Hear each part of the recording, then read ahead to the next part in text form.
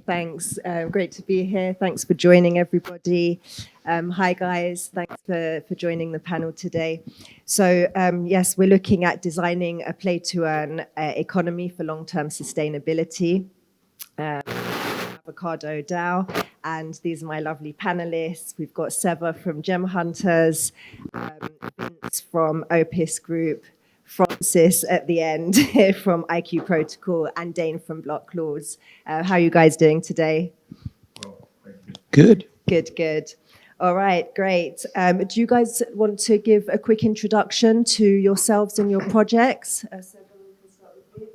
Yeah, I'm Vsevolod Chernyahovski from the Gem Hunters. We actually don't have a project. We are a community of crypto investors, and we're trying to educate people on how stuff works in the space, like how NFTs work, how DeFi works, all that kind of stuff, how to interact with MetaMask, literally everything from ground up. So yeah, that's what we do at the Gem Hunters. Thank you. I'm Vince Howard. I'm in charge of marketing for Opis Group and Opipets, which is a play-to-earn game that we're developing at the moment. Opis Group in general, we're building solutions around Web3 to reward communities based on their activity and their work. So we want to design products, services that reward people for what they do, but at the same time help to drive adoption by having really, really easy and low barriers to entry. Hi. Dane Hammer, or as my team call me, the Lord of Growth at Block Lords.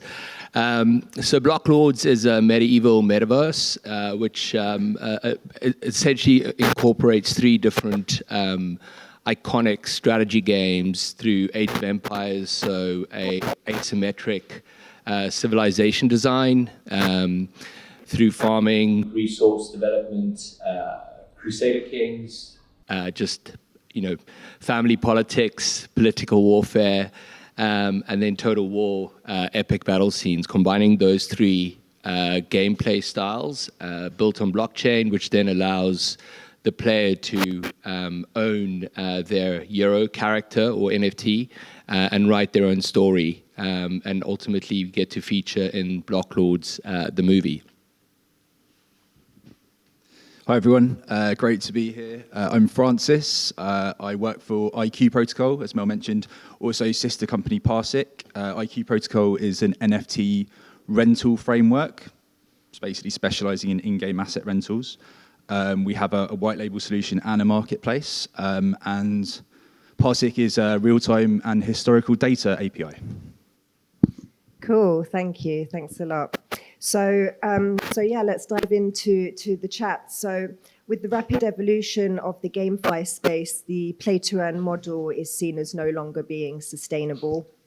It's still a new place, a new space, and projects are constantly looking for ways to innovate and also to grow the ecosystem. So my first question to you guys, and just to kick off the conversation, is why blockchain gaming? And what opportunities does it provide as opposed to traditional gaming, for example? Would somebody like to kick that off? Yeah, so in my opinion, blockchain and gaming just goes perfect hand in hand. With NFTs, you can basically have control over your assets. I'm not sure who of you played games like World of Warcraft, for example, but probably quite a few. So you level up your character, you grind all your stuff, all your gear, all your epics, legendaries, whatever, and then when you stop playing, you don't have anything out of it. You kind of leave your character behind, and that's just it. But with blockchain, with NFTs, you can actually get something out of your character no matter what. Or if you're getting items which you don't need on your character, you can resell them and everything. You just have perfect control over your character and all your items. Yeah, well, look, I guess from a purist perspective, it's the freedom of decentralization, and that being owning what you earn, and actually kind of having full control of that. I think in our case, using blockchain allows the player full power and control over their NFT or Euro character. As you were saying, kind of a lot of these centralized gaming publishers usually own all the assets that's generated from a huge amount of time that gamers spend in the game. Whereas with a game like Blocklords, you have the ability to define the value of your character or your NFT. It's not down to a speculative marketplace hype or an influencer marketing that defines the value of your NFT. It's down to you as the hero, the character, the game, the player that defines the value of your NFT. So yeah, it's the freedom of decentralization is the biggest attraction.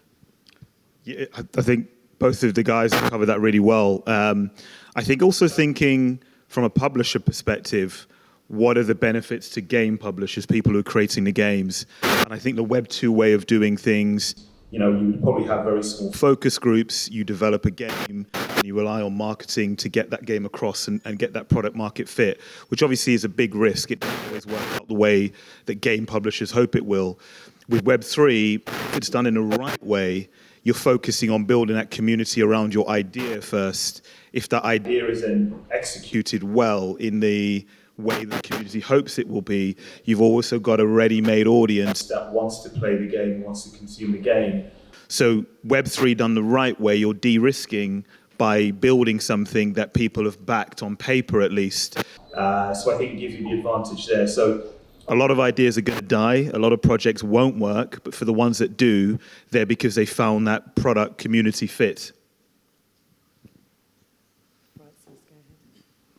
Yeah, super interesting. I think, just to add on to that point, another advantage for the publisher is they don't have to rely on continually recycling new in-game asset purchases. They've got a big secondary market that they can take royalties from. So that changes the economic incentive for the publisher, but it also creates a scarcity principle, and hopefully that will also draw in new community members as well, because people are drawn towards items that are exclusive, right? So it's a kind of multifaceted, advantageous scenario. Yeah, great. Thank you. Some great points there around blockchain gaming and asset ownership. So, as was mentioned, we have 3 billion traditional gamers out there, and what can we do? I know that crypto gaming has some negative connotations with traditional gamers. So what can we do within the space to bring these gamers into the space and create more kind of community sustainability with that? I guess kind of just to acknowledge the elephant in the room, gamers fucking hate crypto games. And it's a harsh reality, but it's partially our fault. And play to earn in its concept has failed, or within wave one has absolutely failed. But it's also part of experimentation, right? And the reason why gamers are not quite cool with crypto games is because they've been burnt. They have experimented. They've had value extracted from their wallets, or however, from their time in game. So I think the biggest challenge for us, and our biggest kind of call it job to do, is regain trust and credibility with the 300 or 3 billion video gamers worldwide, which is not going to be easy. But we've been there before with Play to Win, which had the same connotations. So yeah, I think that's kind of the trust credibility thing is probably the biggest task for us.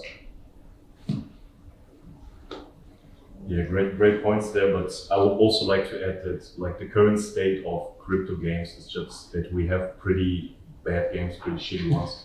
At best, we got some mobile games which are somewhat fun for 1 or 2 days. So you can't attract like traditional gamers with that kind of stuff. They're not playing for the rewards. They're playing because they want to have fun.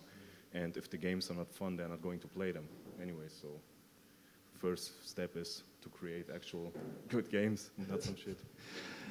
Yeah, I think people are, like, to be honest, rightly skeptical that crypto might be financializing something that they love or over-financializing it. And yeah, I get that. But I guess if you look at any evergreen game, like we were talking before about Diablo, which is like 20 years old, people still play that. If you look at Red Dead Redemption or you look at The Witcher, all of the big titles that are memorable, they have so much root in storytelling, right? Like they're so immersive, they're so like engaging, and that's what people are looking for ultimately, right? The fact that they can sell in-game assets for more a year down the line than they bought them for is great, but you're not going to keep them there for that year without it being a really immersive experience. Yeah, and I just to confess for my sins, I'm not a gamer. So, you know, everybody's looking at me like, why are you here? But what I can appreciate looking at it from a sort of market perspective, as a marketer, I'm looking at you, the audience, people who play games or engage in them. And for me, I think, right, not every game is created equally, right? Some people are playing console gaming, PC gaming, mobile gaming. Some people play 7 hours a day. Some people play on the weekends. Some people play on the toilet. So you've got to look at the different segments and how they're made up and people's habits and what they're interested in. And looking at the market, roughly 230 billion of the revenue from gaming last year is made up of about 75% casual social gamers, whereas the console PC part is only about 30%. So I would argue, I don't think we're going to convert the console gamers, PC gamers, to blockchain gaming in a hurry. It's not going to happen. Let's be realistic. But the casual gamers, there's probably a bit of mileage in converting them if we can make the fun games, right? If we can make things that entertain people. But I don't think you can have a game that's about earning and a game that's fun. I don't think they can coexist, if I'm really honest. You can earn in game and have fun, but you have to focus on one of them. One of them has to be your primary objective. If your primary objective is to help people earn money, it isn't going to be fun long term. It's going to be about earning. So play and earn are mutually exclusive terms. Yeah, I 100% agree, but I do think there is a way to both to serve essentially so we've got what you call an asymmetrical economy, which ultimately means you just serve different players' needs in terms of what they're after. You know, so. In our world, through Blocklords, you can play for free as a farmer, right? So a farmer has a very distinct role and purpose, and you can earn, like most of these games, like Axie Infinity, like those players play that game because they make a significant amount of money, right? It may not be fun, but it serves its purpose. Whereas with an asymmetrical economy, you've got the farmers, then you have the knights, you know, who protect the farmers, so they have a distinct purpose. Then you have the raiders who just destroy, kill, and then you have the lords who protect or provide protection, but also claim taxes. So it kind of like plays this asymmetrical economy, which ultimately is kind of, you know, the circle of life in many ways, which then serves a variety of different players. You know, so the lords and the ladies are having fun because, you know, they're claiming taxes, and the farmers are having fun because they're generating resources. The raiders are having fun because they're creating havoc, and the knights have a purpose in providing protection. So you kind of serve a range of different players, all for different needs. So I think there is a balance. And I was just saying, listen, we're playing a marketing off now because I'm going to talk about Opis Pets, but we do something similar. So again, we've got entrepreneurs, we've got shopkeepers within the game, people that do quests and battle. Listen, I don't need to sell it. You know, I know about your game and we know we're doing good things, but I also think there needs to be the story and the lore involved as well, because ultimately the games that we're talking about now that have the longevity are because they have really good storylines that people can, and the worlds themselves that people can immerse themselves into. You know, the fun has to be the number one, and then all the other roles that we talk about, we've got entrepreneurs, you've got, you know, farmers within the game, then they have the longevity of the player base, because ultimately, if you don't have a stream of new players coming into these games where, you know, they're role-playing games or player-verse environment, if you don't have enough new players coming in, game stagnates. So you've got to be, again, community-focused and develop lots of interesting storylines and objectives and themes to the game to keep players interested for a long time. When the community's there, they then do their own user-generated content, which is great. And then if you nail that, where your users are generating content about the game and contributing to that, I think that's where you win. Yeah, great. Thanks a lot, guys. And that kind of leads me to the next question, which is about community and how the GameFi space can create a more sustainable community rather than NFT or token hunters, for example. Who'd like to speak on that? I guess you guys are creating a game, so. Yeah, so I think the most interesting observation with regards to, you know, we've developed a range of different small games, mini games to build the capabilities, ensure that, you know, we have the right people, the right team to launch a game like Block Lords as our flagship properly. And the most interesting thing I've noticed has been, you know, once we started creating really interesting content, like we published a mini-sode is what we called it for a launch, which is just a 60-second piece of content, and we had 1 million views within 24 hours. And we were like, well, we don't even have a game, you know, but yet we're having, you know, a huge amount of people being attracted by the story, the content, and that's what kind of made us realize, well, maybe we're more of an entertainment brand than we are a game brand, right?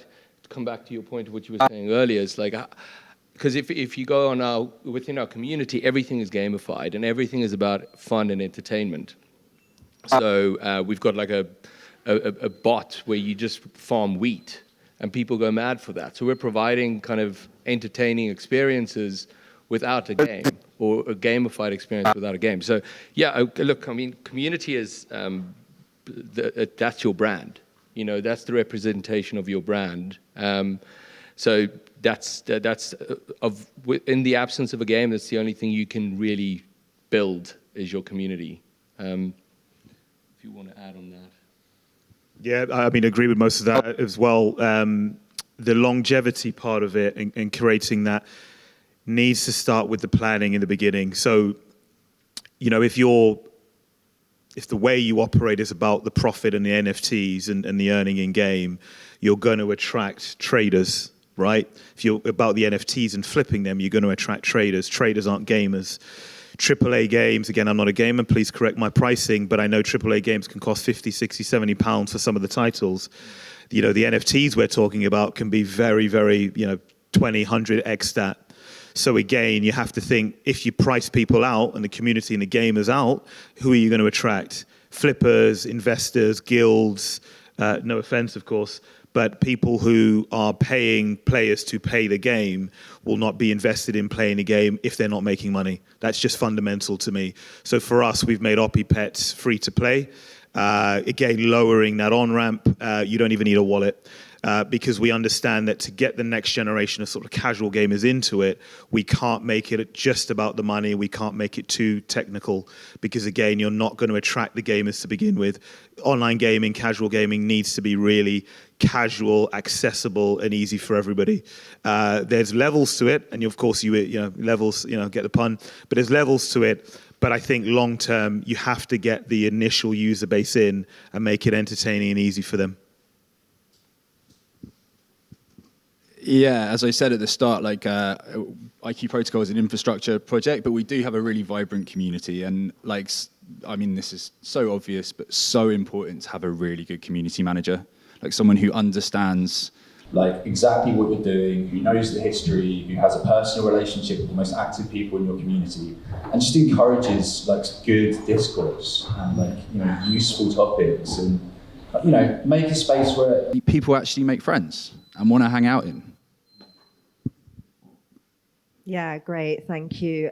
Lots of great points there. And Dane, you mentioned team, and Vince, you mentioned bringing on board the right community. And something that we touched on yesterday was encouraging diversity and inclusion to do with gender, race. And so what do you think can be done within the teams and also within the communities to help increase that side of the sustainability of the community? Who'd like to?